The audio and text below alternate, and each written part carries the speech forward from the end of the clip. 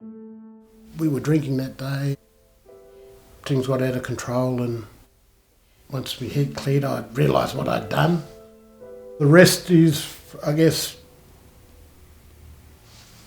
going to prison for 2 years at Ravenhall Correctional Centre.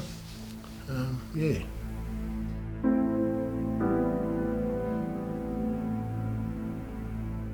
In order for me to gain parole, the clinicians come and visit you, and so they came over to my yard where I was, and they turned around and said, "Oh, Thomas, what do you want?" And my immediate response was that I wanted the life that I couldn't have growing up with my family and my mum and dad and in my culture.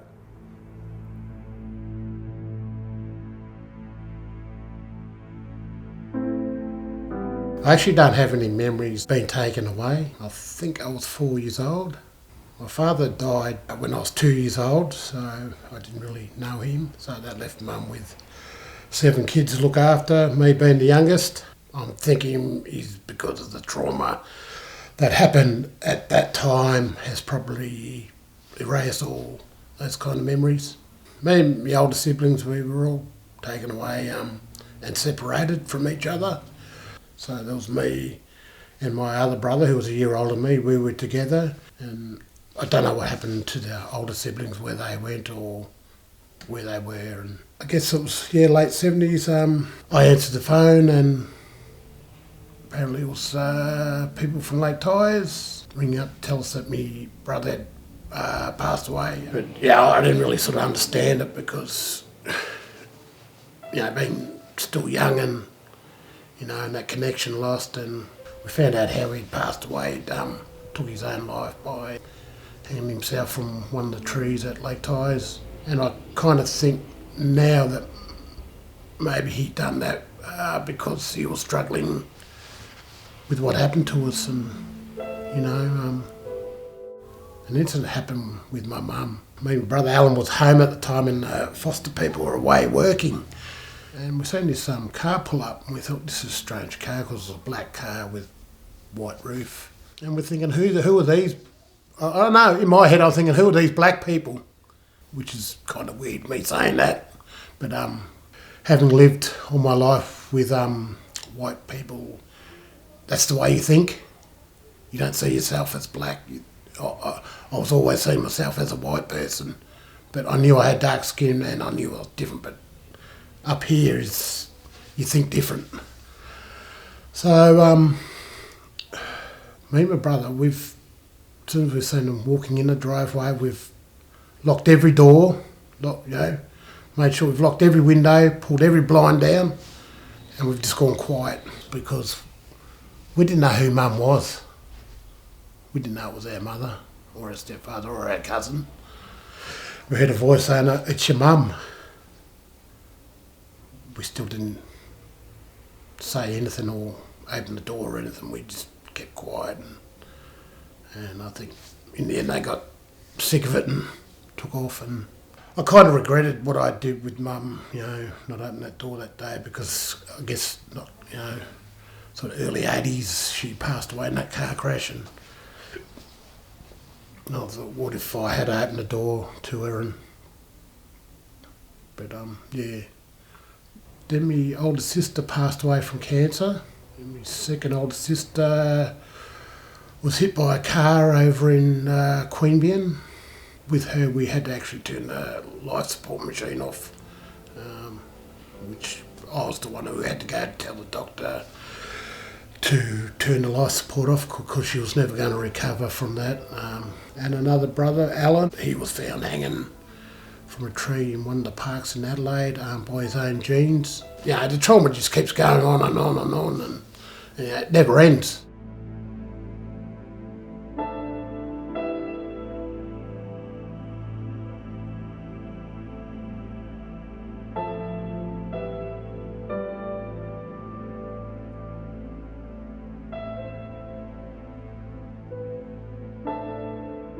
When I used to take us down Lake Tyers, it was different, I guess, going back down there and seeing the way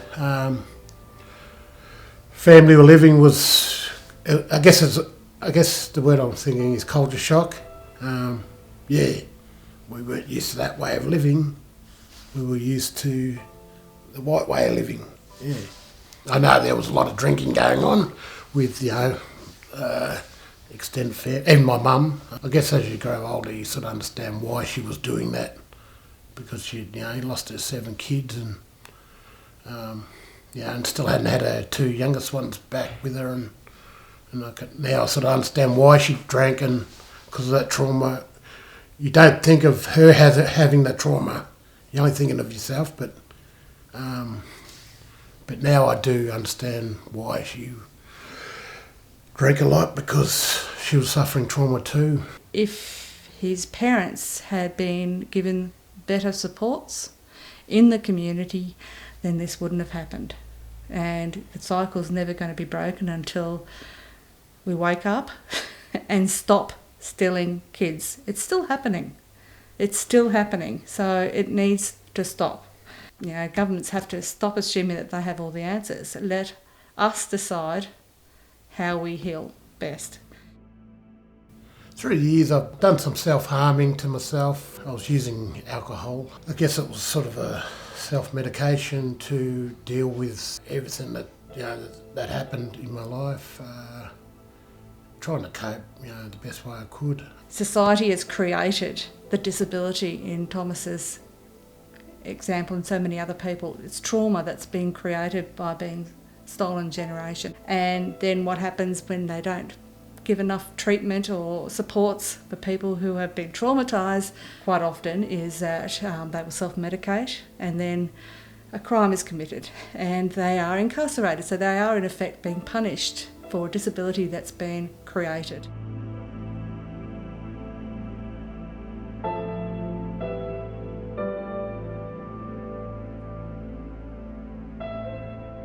The Torch is a not-for-profit organisation that runs the statewide Indigenous Art in Prison and Community program across all the Victorian prisons and the whole state. The program aims to reduce recidivism through strengthening cultural connection and providing a source of income that when participants are released in community helps them get on their feet. Art is so therapeutic and healing, as well as giving our participants a way to express their stories and heal through that. People think, because you're Aboriginal, they immediately think you're a good artist and you actually do, I guess, traditional stuff. And but being a person that never grew up with culture, it's kind of hard to do those sort of things. So you've got to think of other ways that you can express your Aboriginality and your identity. So I sort of draw back on my stolen generation background and use that trauma to write poems and then put them on canvas. My sort of personal belief around why art is so powerful as a healing tool is that it becomes a way we can externalise very vulnerable stories, and when we're sharing them, it's not all the attention isn't on us. It's now focused on this thing that I've created. And you see some amazing stories come through the Torch artworks, and you can see the growth, the longer that they're in the program and more comfortable to share those stories, the skills that they pick up in their painting. It's really beautiful to watch and observe. Along the way, I got better at my painting, and so I took me poem painting up and the other painting, and the guys had a look at it, and they chose the poem one because when they read it, they said, "We'll take this one because this is very powerful what you've put down on this canvas." And it actually got sold, and I thought, wow, wasn't expecting that. One of the Torch workers said to me, "Thomas, do you want to know who bought your first ever painting for your first exhibition?" I said, "Yeah," because I was a bit curious. And they said, Jeff Kennett, he bought it. And I just thought, wow. And I thought, well, if someone like that's going to buy my artwork, I'm going to keep going. Thomas has been in 3 confined exhibitions. Confined is our annual exhibition where we try to showcase as many of our participants as possible. And Thomas has been in Confined 10, 11 and 12. Confined 10 was his first exhibition with the torch, and that was while he was still inside. Since then he's been released and he's participated in 2 more confines in community. So the support that we provide our participants within the prisons continues once they're released. They get in contact with us if they wish to continue their arts practice and, you know, perhaps even build a career in the art industry.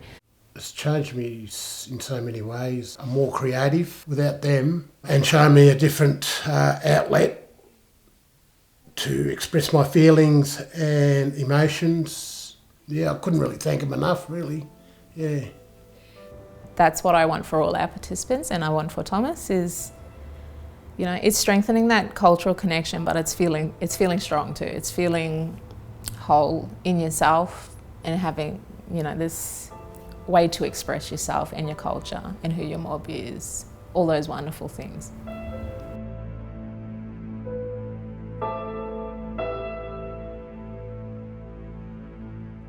Being a stolen generation person and living with white fellas all my life, you don't think there's other Aboriginal people out there that has been through or going through the same thing as you, and you think you're the only one. I came across this display in Bunchalaka, which is the Aboriginal part of the museum, and I was looking at the thing there where it's got the information of the person, and look, that's my grandmother there, and I was quite shocked. I mean, I knew she was a basket weaver, but I didn't realise that she had stuff in the museum. And yeah, I'm reading away. Next thing come up that she had some of her basket weaving over in the British Museum in England. It kind of made me happy about, because she had stuff in there, and sort of made me proud. But then reading, where she'd come from, and how she was taken from her country. But I guess it kind of makes me proud too, of her and what she's been through and what she's achieved with her basket weaving.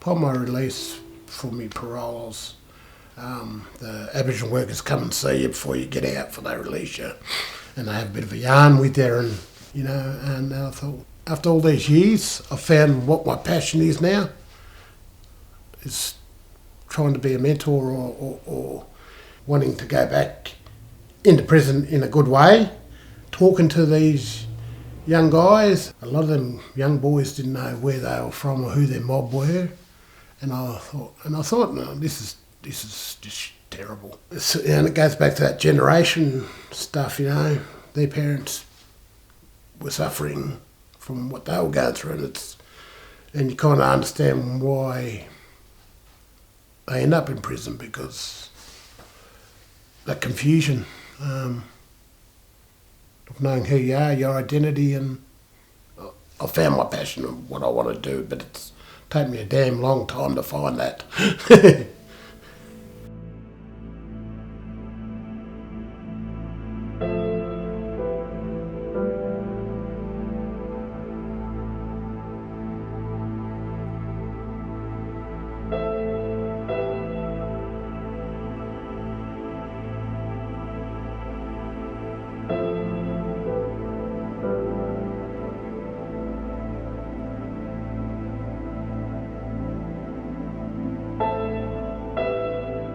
Since Thomas has been receiving support from various places, myself, the Torch, BADAC, the Ballarat and Aboriginal Cooperative, the standout for me is that his sense of worth has grown enormously. And I think one of the things that Thomas said that he found was lacking is a lack of understanding of his situation. I can see that trauma, it's understood in returned servicemen, it's understood in many other things, but it's not really understood in stolen gen. So I think with the Disability Royal Commission, I think we've put so much time and money into to having Indigenous advocates to support people to tell their story. It'd be such a shame to take that away.